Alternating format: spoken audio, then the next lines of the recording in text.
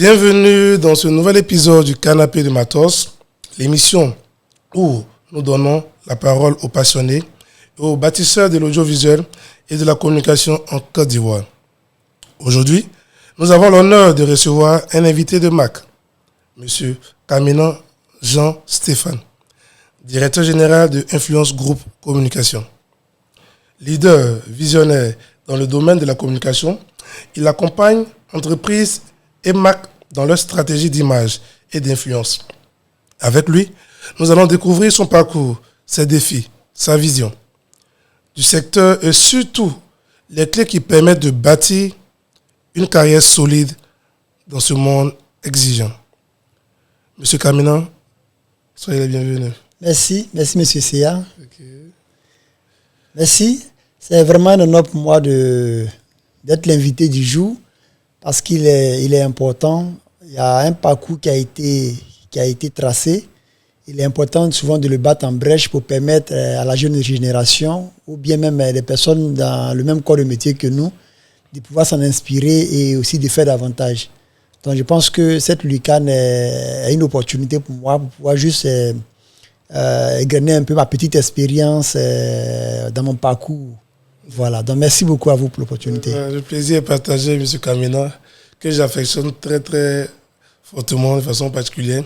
Alors, c'est vrai, moi je connais M. Kamina, mais nos téléspectateurs ne vous connaissent pas encore. Alors, je vous donne l'occasion de vous présenter. Alors, Jean-Stéphane Kamina, à la base, est ingénieur en communication, marketing, management des organisations et projets. Actuellement directeur de l'agence Influence Group Communication. Alors, Influence Group Communication est une agence conseil en communication, marketing, publicité, production audiovisuelle, événementielle et nous sommes également dans la transformation digitale. Et on a un département formation très très développé parce qu'aujourd'hui nous faisons de belles choses à la matière. Voilà, donc de façon succincte et brève présentée, voici Jean-Stéphane Kamina. Mais anciennement, il faut le préciser, j'ai eu à travailler dans plusieurs organisations internationales comme dans les entreprises de la place. Et après presque 10 ans cumulés, que j'ai décidé de raccrocher et me consacrer à ma passion qui est la communication. Donc c'est d'où est venue la création de l'agence Influence Group Communication. J'arrivais même là déjà. C'est déjà vraiment powerful ce que nous venons d'entendre. Alors, je pouvais poser cette question. Okay. Voilà, d'où est venue l'inspiration de créer une entreprise, de créer l'entreprise Influence Group Communication? Vraiment, j'ai appris que le seul moment de la vie où on ne travaille pas, c'est de faire un travail qu'on aime. C'est-à-dire que Influence Group Communication, c'est depuis une idée, depuis l'université. Après mon BTS, j'ai eu à travailler. Pendant ce temps, j'ai couplé aussi avec ma licence.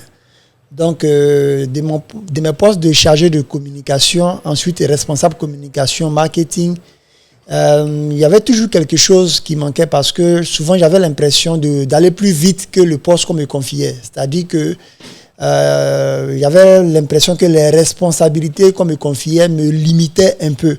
J'avais l'envie de faire toujours plus, mais comme j'avais une fiche de poste à respecter, ça me limitait un peu.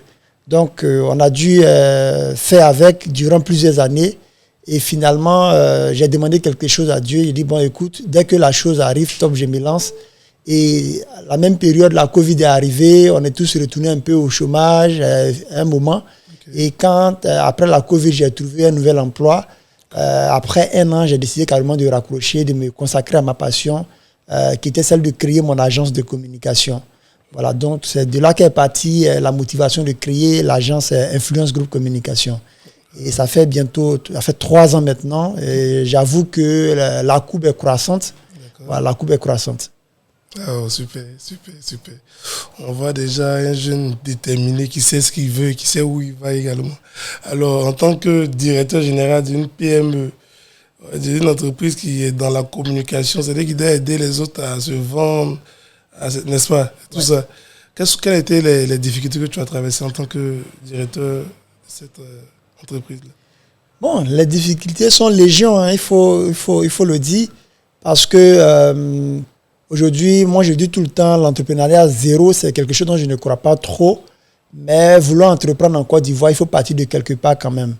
Mais à la base, c'est au niveau financier parce que les idées, tu as une très bonne idée, une très belle idée, mais ça ne suffit pas pour qu'elle se matérialise, encore moins pour qu'elle porte du fruit dans l'immédiat. Il faut soutenir cette idée-là par des moyens, que ce soit au niveau financier, matériel, technologique, qui te permettront de pouvoir mettre cette idée-là en œuvre et puis maintenant escompter avoir le résultat ou bien le retour qu'on a souhaité dès le départ. Donc, dans notre marche, on n'est pas accompagné financièrement, il faut le dire. C'est vrai qu'il y a eu plusieurs approches où on a eu à soumissionner dans l'optique d'avoir un appui, ça n'a pas été. On a sollicité, que ce soit des banques comme des microfinances, qui ont demandé des garanties à un certain niveau pour quelqu'un qui se lance à peine dans les affaires, quel type de garantie on peut avoir. Okay. Là encore, ça n'a pas été. Du coup, il y a toujours une motivation. Une fois, j'ai fait une formation à l'étranger et il y a une des formatrices qui disait que utilise ce que tu as pour avoir ce que tu n'as pas. Alors, je me suis assis, quand j'ai fait l'inventaire de ce que j'avais ma connaissance parce que j'ai fait les études, un parcours assez brillant, donc j'avais ma connaissance. Mais qu'est-ce que je n'ai pas aujourd'hui? Je n'ai pas d'argent. Donc, qu'est-ce que je peux utiliser ma connaissance pour faire et puis en retour avoir de l'argent? J'ai vu que je suis passionné par l'enseignement et la formation. Donc, j'ai commencé à organiser des formations, des masterclass. Et ce sont ces retombées de formation-là qui m'ont permis tout de suite de démarrer mon premier projet, qui était la formation certifiée des hôtesses d'accueil au niveau de la Côte d'Ivoire. Et quand j'ai créé mon agence, ça a été le premier projet. Et là encore, il y a une histoire autour. Peut-être qu'il faut en parler maintenant ou après. Mais il y a vraiment une histoire autour. Okay. J'avoue que mon premier projet, c'était celui de former les hôtesses d'accueil. Et en ce moment-là, quand j'ai fini de faire l'inventaire de ce dont j'avais besoin pour lancer, j'avais besoin de 644 000. C'est-à-dire, après avoir formalisé l'entreprise, j'ai pris un local, j'étais dans un coworking et tout. Okay. Pour lancer le programme, pour la première édition, il me fallait 644 000. C'est-à-dire que louer la salle pour faire les castings, les membres du jury qui allaient venir pour pouvoir interroger les filles, il fallait aussi payer tout ce qui était commodité dont on avait besoin pour pouvoir réussir le casting, tel que les cafés et tout ça, les collations, il fallait payer. Et 644 000, j'ai essayé de voir des personnes pour qui il y ait beaucoup de respect. Vraiment, c'était difficile. Et j'avoue que là, nous étions pratiquement en 2022. Wow. En 2022, oui, nous étions pratiquement juin 2022. Okay. Et j'ai vu des gens ça et là, ça n'a pas pris. Et j'ai des amis, d'autres même m'ont donné 25 000, 15 000, 30 000, c'était à rembourser. Et c'est comme ça que j'ai lancé le premier projet. Et quand j'ai lancé le premier projet, à partir de août-septembre, en novembre, le projet m'a rapporté 3 millions. C'est à partir des 3 millions que tout est parti. Voilà, donc, et par la suite, toutes les personnes qui m'ont prêté main forte, j'ai dû restituer leur argent avec un peu plus de bonus. Il fallait les encourager pour que si besoin se faisant sentir une autre fois, ces gens, ça puisse être là. Donc, depuis lors, on n'a plus tendu la main, mais on a toujours essayé de réinvestir une partie de ce qu'on gagnait sur le terrain. Et c'est ce qui a permis aujourd'hui à l'entreprise d'avoir son local propre à lui, ses commodités, d'avoir une salle de formation. Et par la grâce de Dieu, de façon crescendo, voilà, on continue d'avancer. Wow, super. On voit déjà la persévérance, la détermination. Ouais. Et comme je l'ai dit, on voit un leader qui sait où il va. Alors, moi, j'aimerais savoir, dans le développement d'une entreprise en Côte d'Ivoire, selon vous, M. Kamenan, quelle place une entreprise de communication a pour le développement d'une entreprise en Côte d'Ivoire? Alors, si on vous dit c'est quoi la communication, nous on répond tout de suite la communication c'est la base. C'est pour dire que la communication est omniprésente dans tous les domaines d'activité. Aujourd'hui, peu importe l'activité que vous faites, peu importe l'entreprise que vous avez, si vous ne communiquez pas, vous n'êtes pas connu. Et si vous n'êtes pas connu, vous ne vendez pas. Si vous ne vendez pas, vous allez fermer, soit vous allez mourir. Voilà, donc ça vous dit que la communication est la colonne vertébrale de toute activité qui se veut prospère, qui se veut pérenne.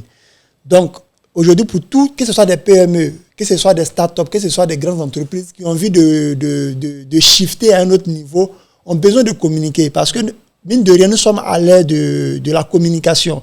Qu'elle soit digitale comme traditionnelle, est de mener une communication. D'où on parle de la communication 360 degrés maintenant. C'est-à-dire on fait une combinaison entre la communication traditionnelle et la communication digitale.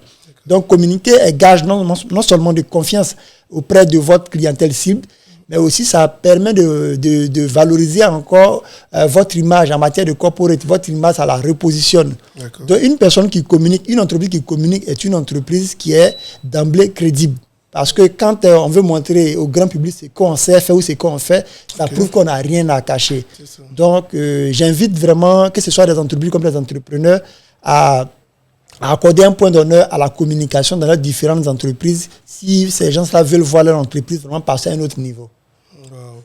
Et tout à l'heure, vous avez dit quelque chose d'important. Une entreprise qui n'a rien à cacher, elle doit plus communiquer pour mieux se vendre et autres. Alors, moi, j'aimerais savoir, à l'ère du digital dans lequel nous sommes aujourd'hui et des réseaux sociaux, quel impact peut avoir la communication dans cette ère-là?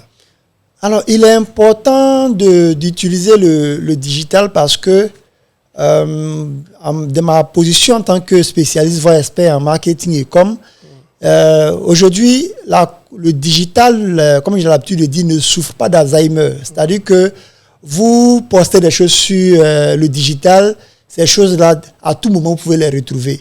Okay. Par contre, quand vous utilisez des canaux de communication traditionnels, généralement, c'est ponctuel. Okay. Je prends un exemple simple. Je décide de faire une campagne publicitaire, affichage panneau.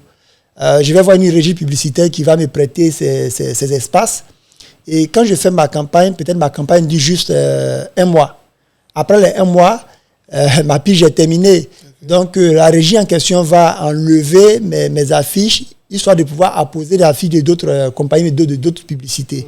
Par contre, si j'ai décidé de faire une campagne digitale, quand je vais lancer ma campagne, même si les 1 mois passaient, ou bien la période dans laquelle j'ai communiqué de façon intensive passe, mais tout ce que j'ai posté comme contenu reste sur les différents réseaux. Et aujourd'hui, avec les systèmes de hashtags et autres qu'on a l'habitude de faire pendant les campagnes, ça permet de référencer ma communication au niveau du moteur.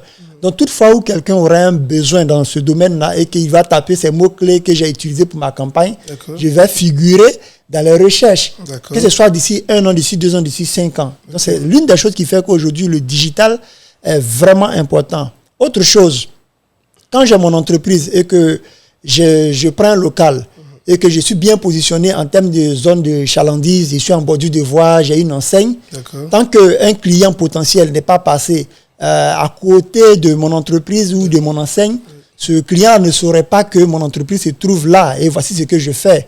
Par contre, au niveau du digital, une personne qui se trouve de l'autre côté dans l'hexagone, que ce soit aux États-Unis, que ce soit en Asie, a la possibilité de voir ce que je fais. Donc le digital fait une veille 24 heures sur 24 et 7 jours sur 7. Il y a des gens qui, c'est tard la nuit, qui vont sur les réseaux pour rechercher, bien pour chercher à rentrer en contact avec les entreprises.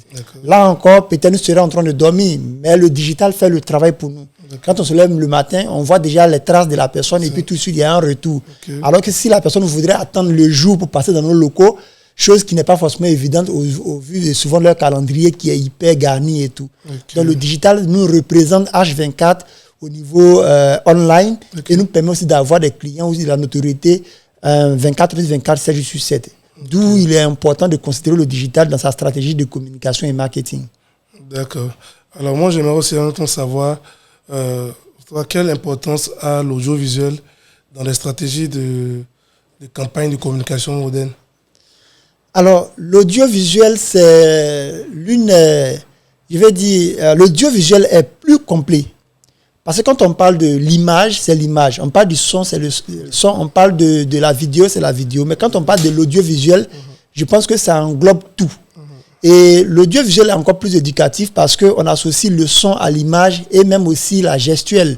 Donc, c'est de façon plus globale, ça permet de véhiculer un message assez concret. Donc, ce que nous pouvons, je peux dire à ce niveau, c'est qu'aujourd'hui, les contenus audiovisuels sont hyper dynamiques et facilitent réellement la transmission d'un message. Et aujourd'hui, on voit que la plupart des personnes passent du temps sur les réseaux. Mais elles ne passent pas généralement du temps que pour lire ou bien que pour lire les affiches. Mais une personne peut être prête à lire une vidéo du début jusqu'à la fin parce que cette vidéo-là raconte une histoire ou cette vidéo-là est bien réalisée et tout. Donc, au-delà des contenus audiovisuels, il faut aussi valoriser la qualité des productions. Parce que ça compte. Hier, nous produisions peut-être en HD, avant-hier en Full HD, et aujourd'hui, on parle de 4K, jusqu'à même à 12K. Donc, ça veut dire au fur et à mesure, la qualité de nos différents contenus, ils sont il y a pour quelque chose en matière de captation ou en matière ça permet de captiver plus ou moins l'attention de la personne qui lit et aussi une certaine aisance parce que les téléphones que nous utilisons sont à la pointe de la technologie, tout ce qui est matériel. Donc, il est important de pouvoir adapter non seulement l'usage, mais aussi la production de contenu à ce niveau-là. Donc, l'audiovisuel occupe vraiment une place assez importante aujourd'hui. D'accord, super. On voit vraiment une personne qui maîtrise parfaitement son domaine. Hein. Merci. Voilà, super, super. Du coup, si vous avez besoin de conseillers, de formateurs en stratégie de communication pour vos entreprises, je pense que M. Kamina est là, il maîtrise parfaitement. Ouais. De par en position, en l'entendre, je peux l'affirmer. Et alors, M. Kamina, moi j'aimerais savoir, en tant que communicant et autres, selon toi, quel atout, quelle qualité doit avoir un leader qui est dans le domaine de la communication? La communication, c'est d'abord, je ne dirais pas le m'as-tu vu, mais la communication, on est beaucoup plus front, on est beaucoup plus au devant.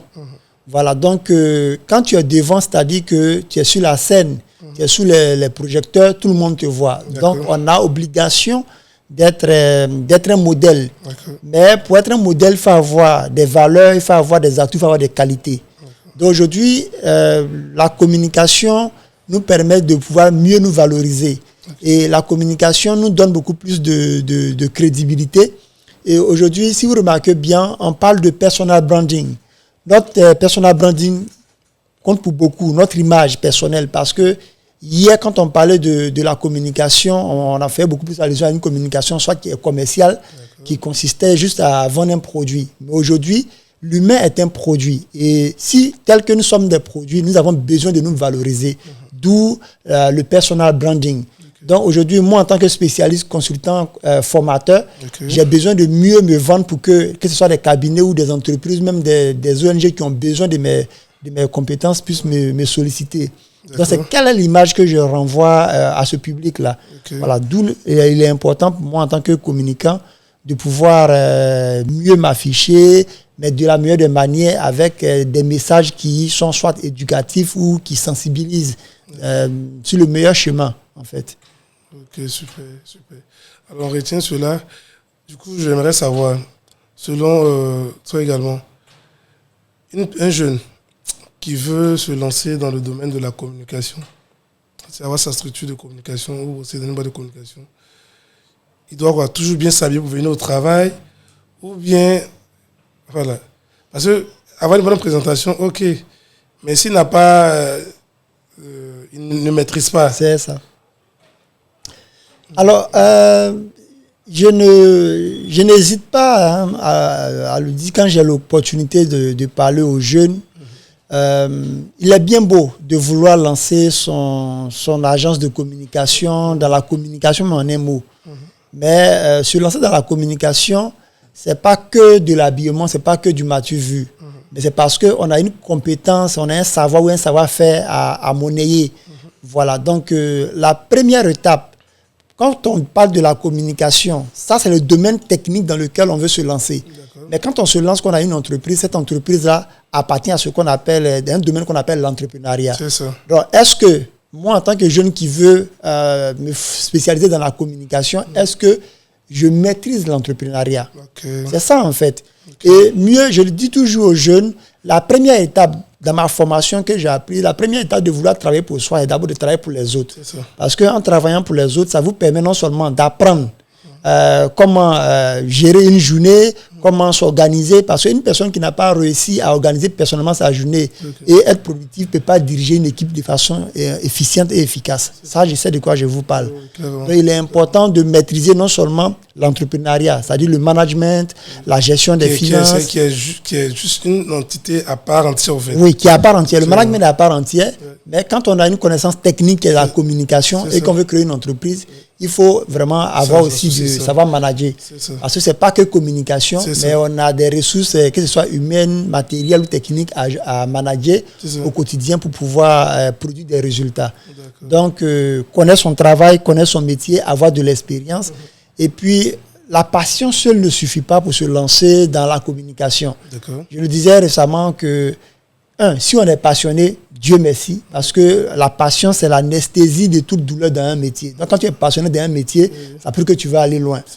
De la passion, on devient amateur en bricolant, c'est-à-dire en côtoyant les gens qui sont avancés dans le domaine. Mais là encore, on ferait mieux maintenant de devenir professionnel. Quand on devient professionnel, alors ce qui veut dire qu'on maîtrise notre travail et que si on nous confierait des tâches aujourd'hui, on peut vraiment exécuter de façon plus opérationnelle ces tâches-là et aussi à avoir des résultats potables. Voilà, donc de la passion, on peut devenir amateur, d'amateur, il faut devenir professionnel pour pouvoir maintenant se faire valoir ou pour pouvoir maintenant se vendre sur le marché. Donc voici les étapes qu'il faut vraiment respecter si on veut vraiment avoir son agence de communication ou bien entreprendre dans le milieu de la communication. D'accord. Donc, M. Kamina, moi j'aimerais savoir comment vous gardez l'équilibre entre la créativité et rigueur professionnelle dans vos activités. La créativité, d'abord, c'est l'observation. On est dans un monde où il faut beaucoup observer. Moi, je le dis tout le temps, Dieu dans son infinie bonté et sagesse, s'il nous a donné 2 yeux, 2 oreilles et une bouche, c'est pour qu'à la base, on puisse observer 2 fois plus, écouter 2 fois plus et parler moins. Mais malheureusement, on voit des gens qui ont peut-être 2 bouches et un œil et une oreille. Donc ça veut dire que la créativité, il faut beaucoup observer les tendances aujourd'hui, s'inspirer. Ça s'appelle même de la nature. Tu regardes quelque chose aujourd'hui là où on part. Mais il n'y a rien de nouveau, mais il n'y a que des mutations, il y a de l'évolution. Il y a des métiers qui existent ou qui existaient, mais ces métiers-là ont muté, c'est-à-dire ces métiers-là ont progressé. Donc, comment allier les nouvelles technologies ou bien allier le nouvel environnement à ce métier-là pour sortir quelque chose de nouveau? C'est cela qu'on parle de créativité.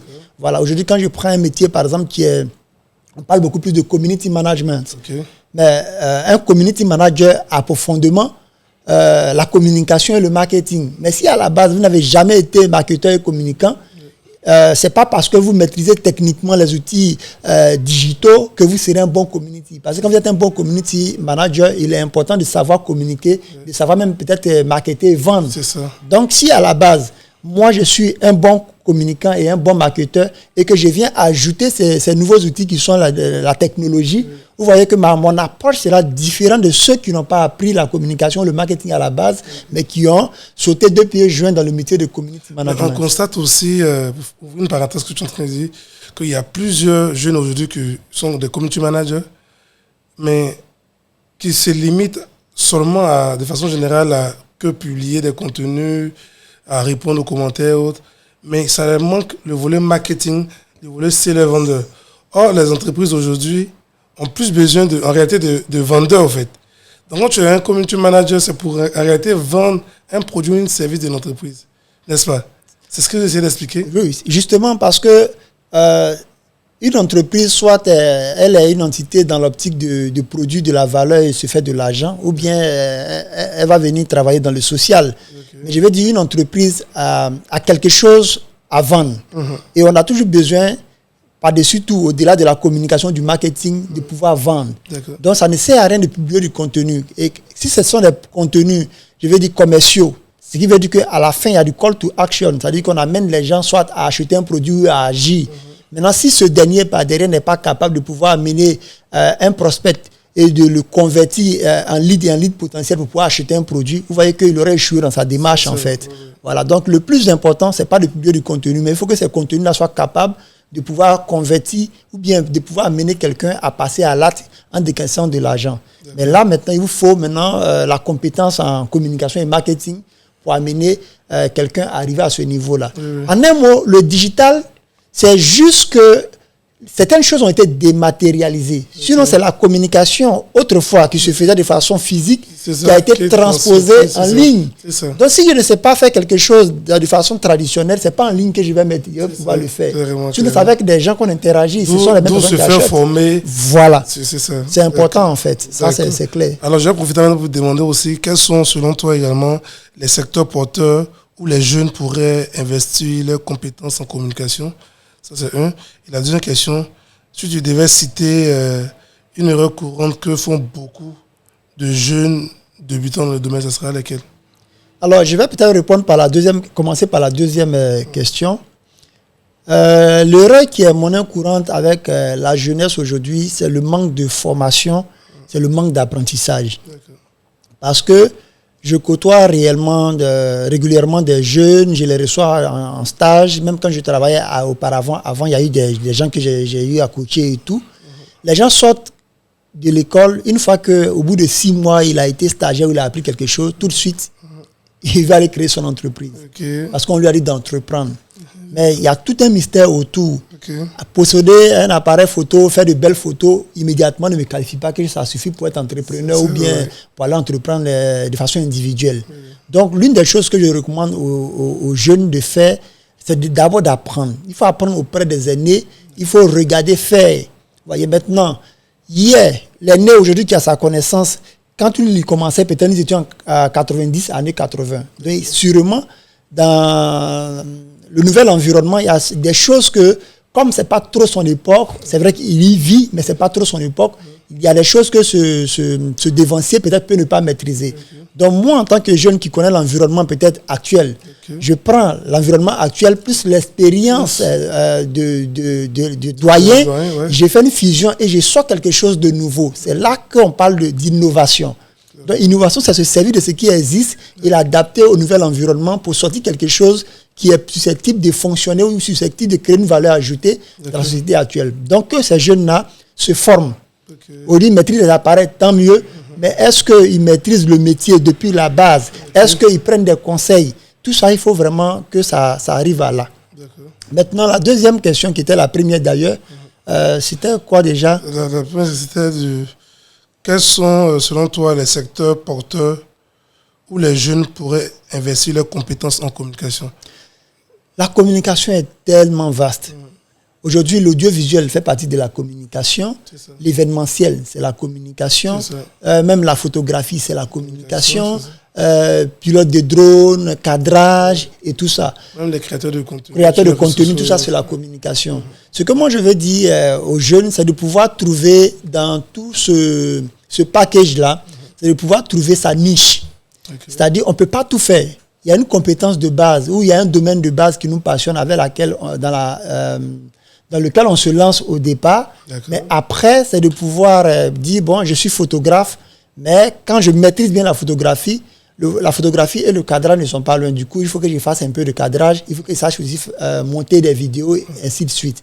Voilà, donc, tous les métiers sont porteurs. Tout va de la lumière qu'on donne au métier, de la promotion qu'on donne au métier de communication.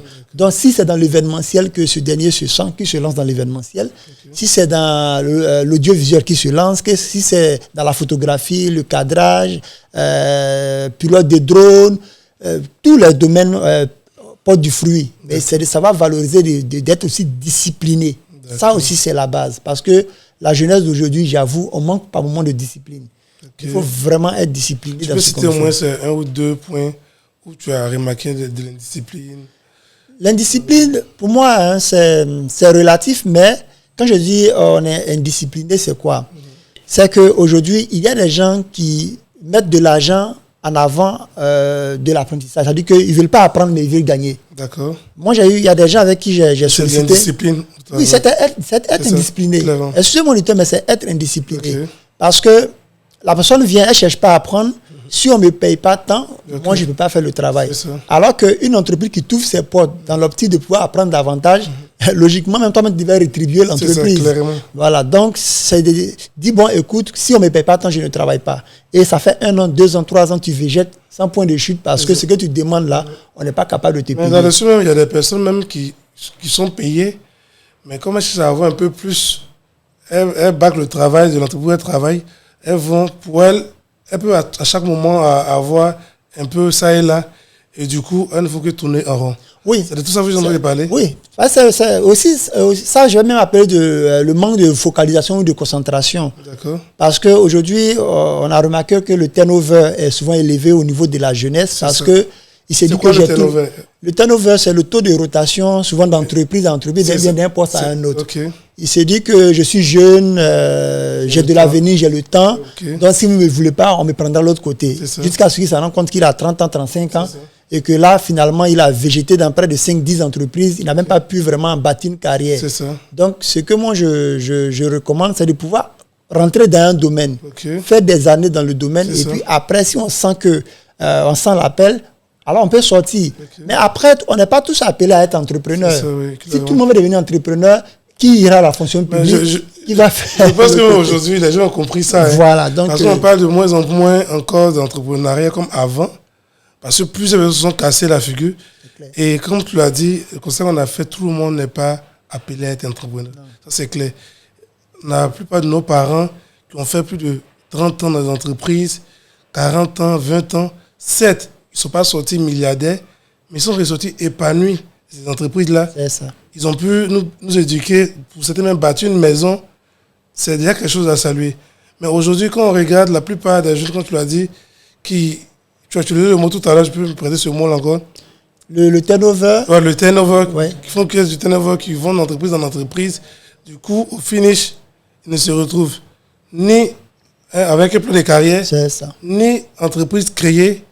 Et à la fin, ça devient assez compliqué. Du coup, moi, je vais utiliser encore le message de M. Kamena pour encourager toute la jeunesse à être disciplinée, à croire en ses rêves et surtout également à croire en ses compétences.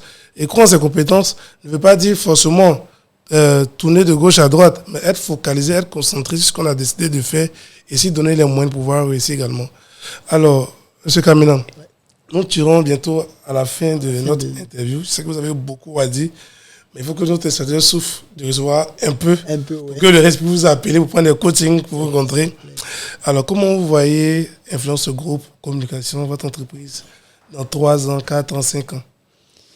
Alors, Influence Group Communication, la dénomination communication, c'est la première entreprise. Sinon, l'entreprise elle-même, c'est Influence Group. D'accord. Ce qui veut dire que d'ici les années à venir, on peut avoir Influence Group immobilier, Influence Group logistique, Influence Group peut-être agriculture, pourquoi pas. Donc, ça veut dire qu'il y a une multitude d'entreprises qui vont en découler de ce groupe-là. Donc, c'est une holding même qui se prépare. Mais il fallait qu'on commence quelque part, d'où la communication comme terminaison pour la première entreprise. Alors, on a notre 3e année consécutivement parlant. D'ici 5 ans, c'est-à-dire les 2 prochaines années, c'est de pouvoir permettre une bonne assise à cette entreprise-là. C'est-à-dire qu'avoir des racines assez profondes. Et puis, dès la 6e année, c'est de pouvoir avoir d'autres branches qui vont s'en découler. Pourquoi ne pas avoir 2-3 agences au niveau de la Côte d'Ivoire et après s'attaquer à la sous-région? Parce qu'aujourd'hui, on a des agences comme les Voodoo Communication, aujourd'hui, qui sont dans plusieurs pays, mais ils ont commencé au niveau local. Donc, il est bon de viser grand, mais de commencer localement et au fur et à mesure aller, en fait. Donc, on vise non seulement au niveau, avoir un certain impact au niveau local, après aller à l'international pour pouvoir aussi créer des opportunités. Voilà, parce que partout là-bas aussi, il y a des opportunités à exploiter. Voilà, donc c'est beaucoup de choses qui se préparent. Je pense qu'on va, à chaque éclosion, quand le projet arrive à maturité, on verra ça exploser, ainsi de suite. Mais Influence Group, dans son ensemble, vient de loin et va très loin. Et je pense qu'on est déjà bien lancé par la grâce de Dieu. Nous sommes convaincus. Alors, du coup, tu as parlé aussi des pays de la sous-région, de l'Afrique. Alors, moi, j'aimerais savoir comment tu vois l'avenir du secteur de la communication, d'abord en Côte d'Ivoire et dans toute l'Afrique en général. Alors, les métiers de la communication sont en train de passer à un autre niveau. Parce que s'il y a bonne mémoire, je pense que c'est en 2015 ou en 2016 où l'espace audiovisuel a été libéralisé au niveau de la Côte d'Ivoire. Il y a de cela peut-être, disons, 10 ans en arrière, nous avions que la télévision nationale. Aujourd'hui, il y a plusieurs télés et je pense que là où nous sommes en train de parler, il y a plein qui sont au labo en train de se préparer. Il y a plusieurs radios. Donc les métiers de la communication sont les bienvenus parce que ces télés auront besoin du contenu. Ces radios auront besoin du contenu d'animateurs, on aura besoin de journalistes, on aura besoin encore de photographes. Regardez comment aujourd'hui, en moins de 2 à 3 ans, regardez comment la photographie, le cadrage a explosé. C'est ça. Pourquoi? Parce qu'aujourd'hui, on consomme assez de contenu avec le digital. C'est ça. Donc, chacun doit pouvoir à même de produire du contenu pour satisfaire une clientèle qui demande. Oui. Voilà. Donc, tout ça sont des métiers. Et aussi, on est à l'ère du digital. D'accord. L'aide digitale, du numérique, de l'intelligence artificielle. Tout cela font partie de la communication. D'accord. Actuellement, c'est la communication qui bat son plein. Donc, je suis convaincu et je suis confiant que pour les 5 et 10 prochaines années à venir, la communication sera encore d'un autre niveau. Mais il est important pour nous déjà d'avoir des sous-bassements assez solides pour ne pas qu'il y ait une dépétition de compétences dans les années à venir. Donc, il faut maintenant former les gens à la base pour que cette communication soit assez solide et consolidée. D'accord, super. Alors, ton message de fin, si tu avais un message à donner aux jeunes en particulier, c'était quoi? Alors, ce que je vais dire aux jeunes, c'est de pouvoir suivre les différentes convictions. Surtout, c'est d'aller loin dans les études, dès que possible. Parce que l'une des choses que aujourd'hui je salue, je remercie mes parents, c'est le fait que j'ai pu pousser les études qu'à un certain niveau. Et il ne faudrait pas qu'on se leurre. Une personne qui a fait les études d'un certain niveau et puis une personne qui ne l'a pas fait, elles n'ont pas forcément la même manière de réfléchir.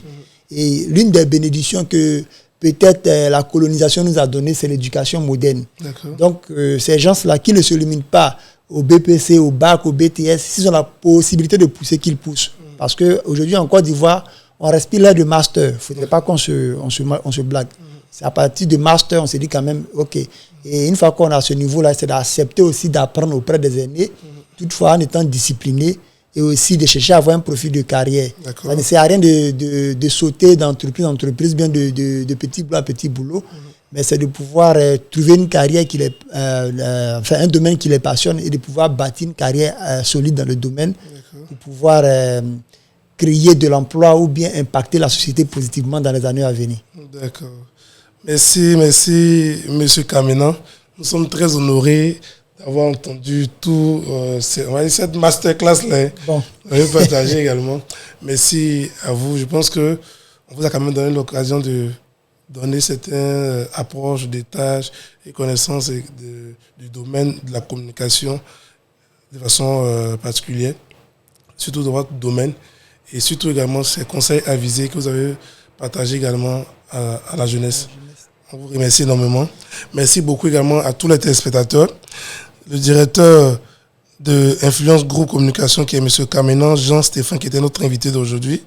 Alors, nous avons partagé sur la communication, le management et la vision de l'audiovisuel. Ça a été pour nous une véritable source d'inspiration et pour toute la communauté également. Chers spectateurs, nous espérons que vous avez retenu de précieuses leçons pour vos projets et que sans hésiter, vous allez partager ce contenu également. Allez vous abonner également et aussi commenter. Le Canapé de Matos, chaque lundi, sur nos différents réseaux sociaux, Facebook, YouTube, TikTok, et surtout également, ce sont des invités des marques, des invités qui inspirent dans le domaine de l'audiovisuel et qui sont aptes également à vous accompagner également à grandir dans votre vision et votre implémentation liée au métier de l'audiovisuel. Si ce, que Dieu vous bénisse. Merci, on est ensemble. De Matos, le podcast des créateurs visuels.